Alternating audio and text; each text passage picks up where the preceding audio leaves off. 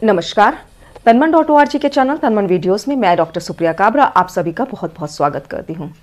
दोस्तों, जहाँ कुछ महिलाएं ब्लीडिंग कम आना, पीरियड खुलकर ना आना या स्पॉटिंग जैसी समस्याओं से परेशान रहती हैं, वहीं कुछ महिलाएं होती हैं जो बहुत हैवी ब्लीडिंग, जिसे मेडिकल भाषा में हम मेनोरेजिया कहते हैं, उससे परेशान रहती हैं। हैवी ब्लीडिंग के क्या कारण होते हैं, हैवी ब्लीडिंग को कैसे पहचानें और हैवी ब्लीडिंग के लिए क्या क्या होम्योपैथिक मेडिसिन होती हैं, इसका किस तरीके से ट्रीटमेंट होना चाहिए, इन सभी चीज़ों के बारे में आज मैं बात करूंगी। तो वीडियो को अंत तक देखें और चैनल को सब्सक्राइब जरूर कर लें। सबसे पहली बात की हैवी ब्लीडिंग को कैसे पहचानें। हैवी ब्लीडिंग को पहचानने के लिए आप अपने ब्लीडिंग पैटर्न को नोट करिए। या तो आपके जो पीरियड्स हैं, जो नॉर्मल पीरियड का ड्यूरेशन जो 3 से 7 दिन होता है, वो ड्यूरेशन में बढ़ जाए, यानी कि 10 दिन 12 दिन इस तरीके से होने लगे। नेक्स्ट पीरियड आ जाते हैं तो और पिछले पीरियड में कोई टाइम गैप का पता ही नहीं चलता, कब लास्ट ख़त्म होते हैं कब नेक्स्ट आ जाते हैं, आपकी बॉडी को रिकवर होने का टाइम ही नहीं मिलता। या उसमें आने वाला जो ब्लड है उसकी क्वांटिटी बढ़ जाए, उसमें आने वाले क्लॉट्स की क्वांटिटी या साइज़ में बढ़ोतरी हो जाए, तो इन सभी चीज़ों को हैवी ब्लीडिंग में हम मानते हैं। आपका जो ब्लीडिंग है, आपको हमेशा टेंशन बनी रहती है कि पैड खराब हो जाएगा, बाहर जाने में आपको परेशानी होती है, आपकी day to day life hamper होने लगी है, आपको बहुत ज़्यादा वीकनेस रहने लगी है, जो आप धीमे धीमे महसूस कर रहे हैं, तो आप समझिए कि आपको हैवी ब्लीडिंग की प्रॉब्लम है। हैवी ब्लीडिंग के क्या क्या कारण हो सकते हैं? इसका सबसे मेन कारण है हार्मोनल इम्बैलेंस। हार्मोनल इम्बैलेंस के बारे में हम पहले भी बात कर चुके हैं।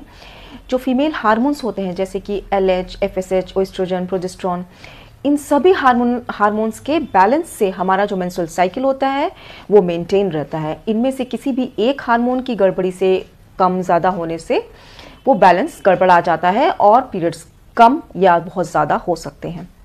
हार्मोनल डिसबैलेंस कब होता है? हार्मोनल डिसबैलेंस मेनली मेनोपॉज के टाइम पर या मीनार्की के टाइम पर, जब यंग गर्ल्स में, छोटी बच्चियों में पीरियड स्टार्ट होते हैं, उस टाइम पर ज़्यादा हार्मोनल डिसबैलेंस रहता है। उस टाइम पर हमारे हार्मोन स्टेबल नहीं होते हैं, तो क्या होता है, दोनों ही टाइम पीरियड्स में, मीनोपॉज और मीनार्की में पीरियड्स जो है स्किप होने लगते हैं। जैसे 1-2 पीरियड नहीं आएंगे, लेकिन जब नेक्स्ट आएगा तो फिर वो बहुत बहुत दिन चलेगा, रुकने का नाम ही नहीं लेता है। या किस कारण से हार्मोनल डिसबैलेंस हो सकता है? PCOD के केसेस में। PCOD के केसेस में भी हम देखते हैं कि पीरियड्स स्किप हो जाते हैं या बहुत स्कैंटी होते हैं, और फिर जब वो आते हैं तो वो रुकते नहीं हैं, उनको रोकना मुश्किल हो जाता है। थायराइड के हार्मोन के भी डिसबैलेंस से, यानी हाइपोथायरॉयडिज्म, मोटा होने वाला थायरॉयडिज्म जो होता है, उस टाइप में भी आपके जो पीरियड्स हैं वो हैवी होने लगते हैं और बहुत बहुत ड्यूरेशन तक चलने लगते हैं। और क्या कारण हो सकते हैं? फाइब्रॉइड के केसेस में इसका मेन कारण है फाइब्रॉइड। मेनली जो फाइब्रॉइड वाली जो प्रॉब्लम होती है वो 35 के बाद स्टार्ट होती है। ऐसे आपको इसमें घबराना नहीं है कि वो कोई कैंसर नहीं है। जो फाइब्रॉइड्स होते हैं वो एक तरीके की नॉर्मल ग्रोथ होती है, वो कैंसरस नहीं होती है। तो फाइब्रॉइड के केसेस में भी पीरियड्स बहुत हैवी होने लगते हैं। ये डिपेंड करता है फाइब्रॉइड के साइज़ पर भी। स्मॉल साइज़ का होगा फाइब्रॉइड तो वो पीरियड्स भी कम होंगे, कम हैवी होंगे। फाइब्रॉइड का साइज़ बड़ा होगा तो पीरियड्स भी हैवी होंगे।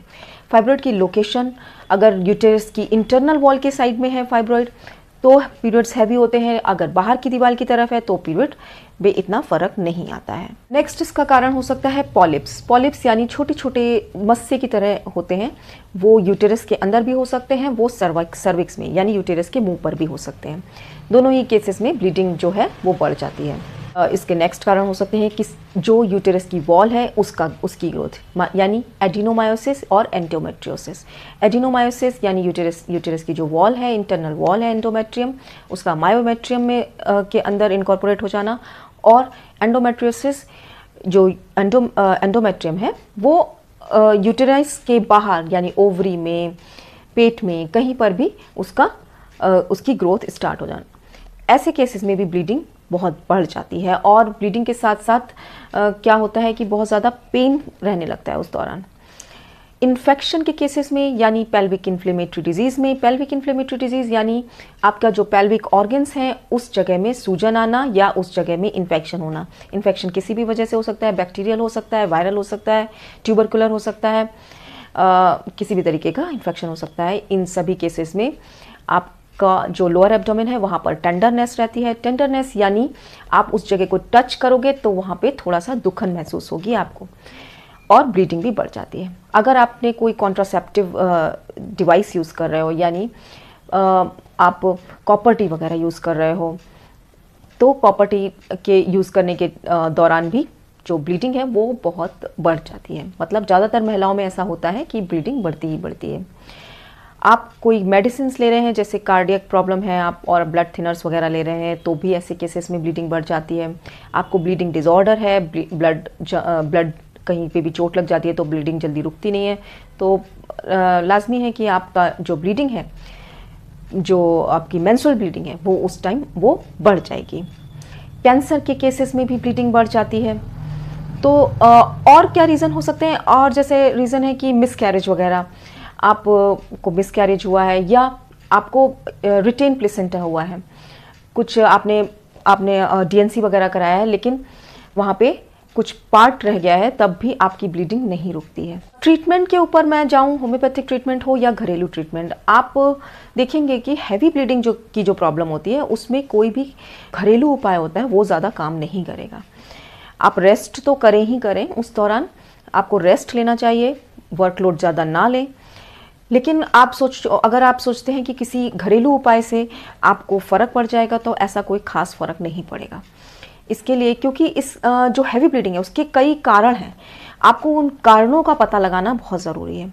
और सभी कारण कुछ छोटे हैं, काफ़ी बड़े कारण भी हो सकते हैं, क्योंकि मोस्टली जो ब्लीडिंग है उसका कारण है फाइब्रॉइड और हार्मोनल डिसबैलेंस। इन सभी चीज़ों में आपको जो है प्रॉपर ट्रीटमेंट लेना ज़रूरी है। तो आप किसी डॉक्टर की सलाह से ही ट्रीटमेंट स्टार्ट करें। मैं बात करती हूँ अगर होम्योपैथिक ट्रीटमेंट के बारे में, तो होम्योपैथिक में भी इसकी जो हैवी ब्लीडिंग के लिए, मेनोरेजिया के लिए जो मेडिसिन है वो डिपेंड करती हैं आपको किस कारण से ब्लीडिंग हो रही है। अगर हार्मोनल डिसबैलेंस की वजह से ब्लीडिंग ज़्यादा हो रही है, जैसे कि ज़्यादा उम्र की महिलाओं में मीनोपॉज के टाइम पर होती है, तो आपको लेना है सीपिया ऑफिसिनालिस 210 ड्रॉप्स करके आप हफ्ते में एक बार लें और 3-4 महीने तक इसको जारी रखें। अगर मीनार्की के टाइम पर यंग गर्ल्स के केसेस में ब्लीडिंग बहुत हैवी हो रही है, तो आप बेलाडोना 30 5 ड्रॉप्स करके दिन में 2-3 बार लें, और इसको क्वांटिटी में आप बढ़ा भी सकते हो SOS करके। और इसी के साथ कैलकेरिया कार्ब 210 ड्रॉप्स आप इसको हफ्ते में दें। ये तो हो गया हार्मोनल डिसबैलेंस। अगर फाइब्रॉइड की वजह से ब्लीडिंग ज़्यादा हो रही है, फाइब्रॉइड की वजह से अगर ज़्यादा हो रही है, तो आप एक तो अपना जो फाइब्रॉइड के लिए ट्रीटमेंट है वो तो जारी रखें ही, लेकिन उस दौरान आप कुछ ऐसी मेडिसिन हैं कि उनको लेने से आपकी ब्लीडिंग कुछ कम हो जाती है। जैसे उसमें एक मेडिसिन है, नंबर 1 मेडिसिन है ट्रिलियम पेंडुलम। ट्रिलियम पेंडुलम 30 आप 5 ड्रॉप्स दिन में 4 से 5 बार ले सकते हैं, अगर जिस टाइम आपको ब्लीडिंग ज़्यादा हो रही हो और आपको ब्लीडिंग के साथ साथ बहुत फेंटनेस, बहुत वीकनेस महसूस हो रही हो। एरिजरॉन 30 5 ड्रॉप्स दिन में 4 से 5 बार ले सकते हैं। अगर आपकी ब्लीडिंग थोड़ा सा भी चलते हैं, उठते हैं, बैठते हैं उससे स्टार्ट हो जाती है, तो आप एरिजरॉन 30 5 ड्रॉप्स दिन में 4 से 5 बार लें। सबीना 30 5 ड्रॉप्स करके इसको भी आप दिन में 3-4 बार लें। अगर आपको ब्लीडिंग के साथ लोअर एब्डोमेन में और पीछे बैक में बहुत ज़्यादा पेन रहता है, लोअर बैक में बहुत ज़्यादा पेन रहता है, लगता है कि बिल्कुल जैसे कि लेडीज़ एक्सप्लेन करती हैं कि ऐसा लगता है कमर फट जाएगी, ऐसे केसेस में आप सबीना 30 दें, तो काफ़ी हद तक आपको ब्लीडिंग वाली जो प्रॉब्लम्स है उसमें रिलीफ मिलेगा। आप देखेंगे कि ब्लीडिंग में तो रिलीफ मिल जाता है, लेकिन आपको रूट की जो प्रॉब्लम है उसमें, जड़ तक की जो प्रॉब्लम है उसमें जाना ज़रूरी है। इसलिए कभी भी जो आप ट्रीटमेंट लेते हो तो आप डॉक्टर की सलाह से लें, पूरा ट्रीटमेंट लें, क्योंकि अगर फाइब्रॉइड की वजह से ब्लीडिंग हो रही है तो फाइब्रॉइड का भी साथ में ट्रीटमेंट ज़रूरी है। तो उम्मीद करती हूँ कि आपको मेरा आज का ये वीडियो पसंद आया होगा। पसंद आया हो तो इसे लाइक करिए, शेयर करिए, चैनल को सब्सक्राइब करना ना भूलें। आपके मन में कोई सवाल हो तो आप मुझसे कमेंट बॉक्स में पूछ सकते हैं, मैं उसका जवाब देने की पूरी कोशिश करूंगी। मिलती हूँ अगले वीडियो के साथ। नमस्कार।